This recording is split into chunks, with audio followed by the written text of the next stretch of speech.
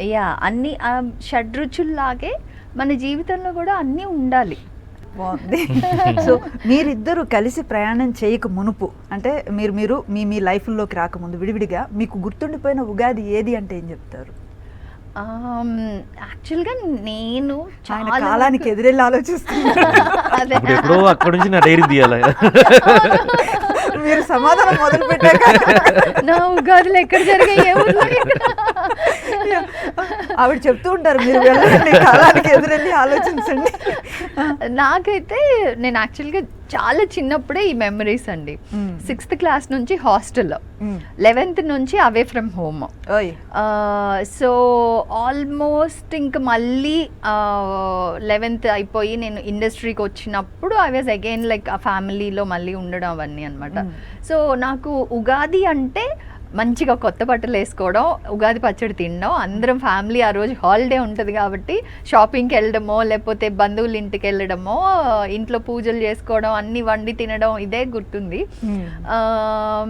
Apart from that హైదరాబాద్లో ఉన్నప్పుడు నేను అన్న మాత్రం కొన్ని ఇయర్స్ మేము ఇద్దరమే ఉన్నాం అనమాట చదువుకునేటప్పుడు.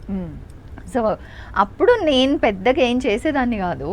So some years vent like that. Ugadi వచ్చినా ఏం వచ్చినా ఫస్ట్ ఆఫ్ ఆల్ నాకు ఏం చేయాలో ఎలా చేయాలో తెలీదు. సో పెళ్ళి తర్వాత ఇంక అన్ని ప్రతిదీ నేర్చుకుంటాం కదా, మనం ఇంక రెస్పాన్సిబుల్ కదా.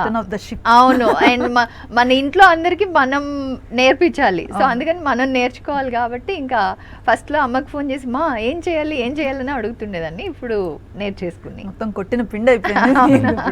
ఇప్పుడు మీ టర్మ్ వచ్చిందండి, ఏమైనా తటస్థించిందా? నేను పుట్టిన హాస్పిటల్ దాకా వెళ్ళానండి, ఎక్కడ కనిపించలేదు.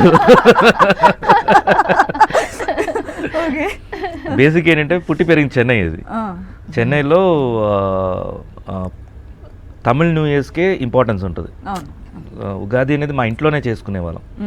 ఆ ఇంట్లో కూడా అంటే వెరీ స్పెషల్ అనేది ఉండేది కదా, అంటే మన ఇక్కడ ఆంధ్రాలో చేసే స్పెషల్ ఉండేది కదా, హాలిడే ఉండేది కాదు. హాలిడే మనకి అయిపోయిన తర్వాత 15 days కి ఎప్పుడు April 14th వాళ్ళది. April 14th పుత్తాండు అని ఎవ్రీ ఇయర్ April 14th చేస్తారు వాళ్ళు. పుత్తాండు అంటే new year, Tamil new year.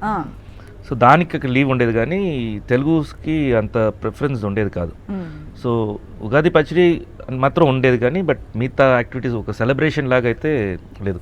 ఇక్కడ హైదరాబాద్ వచ్చిన తర్వాతనే అది స్పెషల్గా అయింది.